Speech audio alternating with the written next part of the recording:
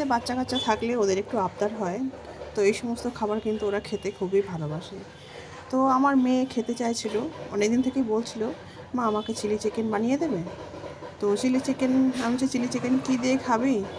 তো ঠিক করলাম, ঠিক আছে তাহলে একটু ফ্রাইড রাইস তার সঙ্গে করা যাক আর চিলি চিকেন করা যাক, ওর পছন্দের মতো। মাঝে মাঝে বাচ্চাদের পছন্দের মতো করতে হয়, তো সেই জন্যই ব্যবস্থা করে নিচ্ছি। দেখো সব চালটাও ধুয়ে রেখেছি, মাংস ম্যারিনেট করে রেখে দিয়েছি।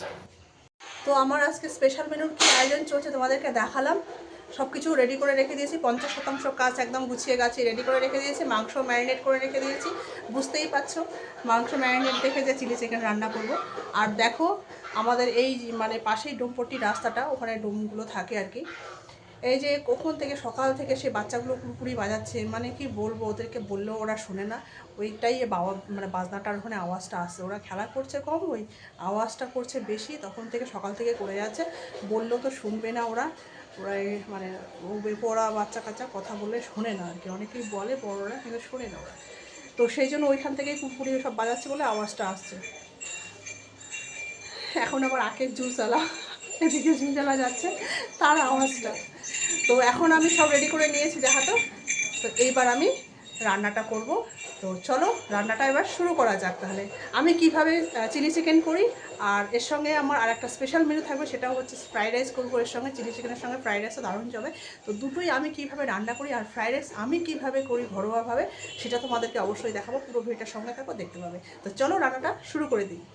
ঘরোয়া মানুষ, ঘরোয়া কাজকর্ম, ঘরোয়া খাবার দাবার, এগুলো বানাতে দাও, আমি একদম পরিপাটি করে একবারে 1 ঘন্টা টাইম দেবে, গুছিয়ে গাছিয়ে খাবার টেবিলে খাবার নিয়ে আসবো। এই চাইনিজ খাবারগুলো সত্যি আমি দেখে ইজি মনে হয়, সহজ মনে হয়, কিন্তু যখন বানাতে যাই আমার না একটু সময় লেগে যায়। কারণ এগুলো তো কেটে কুটে গুছিয়ে নিতে অনেকটা জিনিসই লাগে, জিনিসপত্রগুলো আয়োজনও করতে লাগে। বিশেষ করে চাইনিজ খাবারে আদা রসুন এগুলো দরকার হয় আর কি। তো মেয়েটা খুব বায়না করছিল যে মা আমাকে একটু চিলি চিকেন বানিয়ে খাওয়াবে। পাশের বাড়ি থেকে বৌদিরা মাঝে মাঝে দিয়ে যায়, তো ঘরে আমি কখনো বানাই না, যেন তো বায়না করলো পিহুনা যে মা একটু আমাকে কেমন করে আমাকে বানিয়ে দাও না, কেমন করে বানায় এটা তুমি বানাও না বাড়িতে। তো আমি বললাম ঠিক আছে, তাহলে বাচ্চারা খেতে চাইলে তো আর না বলা যাবে না, ঘরে চেষ্টা করতেই হবে। তো ঘরে আমার বড়মশাই যথারীতি সব কিছুই এনে দিয়েছে, যা বলি আমরা, যা খেতে চাই মা মেয়ে। নিজে খায় না, ও তো খায় না, ওর এইসব খাবার ওই চাইনিজ খাবার হয়ে গেছে, ওদের মনে হয় ধারের কাছেই আসবে না আজকে। ওর যদিও বা আমাদের জন্য খায়, নাক টিপে চোখ টিপে আর কি খাবে। ওর আলু শুদ্ধ ডাল ভাত দাও, ওতেই ও শান্তি, ওতেই ওর তৃপ্তি গো। তো আমাদের জন্য আজকে আর কি খাবে, ওই জন্য না আমার এগুলো খাবার ঘরে বানানো হয় না, কারণ খায় না, বর খায় না, ও খেতে চায় না অত। সেই জন্য আর আমি আর আমার মেয়ে যতটাই না পছন্দ করি, ও তো খেতে চায় না, তখন আবার আলাদা করে করতে হয়। তো দুরকম কাজ হয়ে যায় বলে এই খাবারগুলো আমার ঘরে খুবই কম রান্না হয়। যাই হোক, যথারীতি ভেবে নিয়েছি রবিবার আজকে করব, তো সেই জন্য সব কিছু আয়োজন করে নিয়েছি। এখানে চিলি চিকেন বানাবো আর ফ্রাইড রাইস মাথায় যাহা তো চিন্তাভাবনা করেই নিয়েছে, আর আবদারও করেছে মেয়ে খাবে, সেই জন্য সকাল থেকে তোড়জোড় করেছি আর কি। তো দেখলাম রান্নাটা তো একদম সহজ, খুব কঠিন তো না, আমি যতটা ভাবছি একদম তো সহজ, আর খুব তাড়াতাড়িই তো হয়ে যায়। আমি ভেবেছিলাম অনেক দেরি মনে হয়, অনেক কিছু লাগে, আসলে তো না। আমাদের ভারতীয় রান্না, ইন্ডিয়ান রান্নার থেকেও তো দেখছি খুব তাড়াতাড়ি করে, তো বেশ ভালোই মজা পেলাম আসলে। বেশি এটা খুব একটা হয় না, তো মাঝে মাঝে করেছি, খুব কবার যে করেছি গুণে বলতে পারবো, তাই মজাই পেলাম। যাই হোক রান্নাটা, আর নতুন নতুন রান্না করতে আমার তো খুবই ভালো লাগে।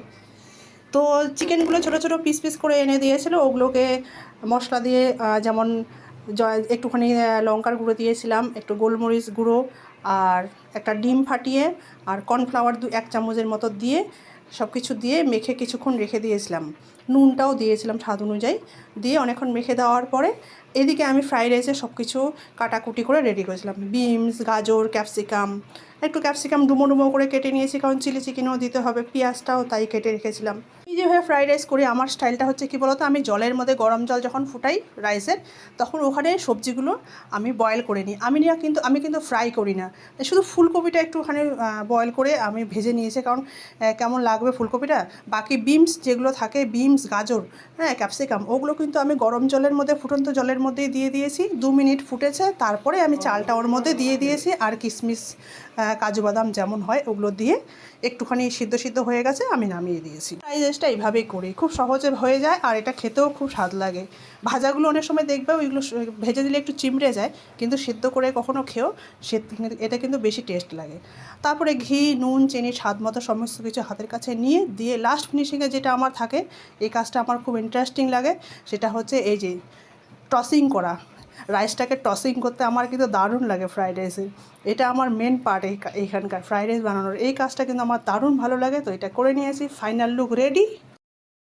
আমার প্রায় শেষ। মেয়েকে আর ওর বাবাকে খেতে দিয়ে দিয়েছি। আমার মেয়ে তো আছে খুবই খুশি, ওর মনের পছন্দ মতো জিনিস পেয়েছে, চিলি চিকেন, ফ্রাইড রাইস, সঙ্গে স্যালাড। তো আমার বরের অতটা পছন্দ না, তবুও বাচ্চার জন্য খেতে হয় মাঝে মাঝে ওদের পছন্দ মতো আর কি।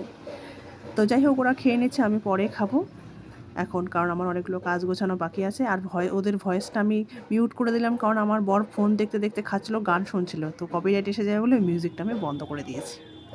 তো আজকের মতো ভিডিওটা এখানে রাখছি বন্ধুরা, আবার দেখা হবে নেক্সট কোনো ব্লগে। তো কেমন লাগলো আমার রান্নাটা আর ভিডিওগুলো আমার কেমন লাগছে অবশ্যই জানাবেন কমেন্টের মাধ্যমে, আর ভালো লাগলে একটু লাইক করে দেবেন। তো সবাই ভালো থাকবেন, সুস্থ থাকবেন, দেখা হবে নেক্সট কোনো ব্লগে। সবাইকে টাটা।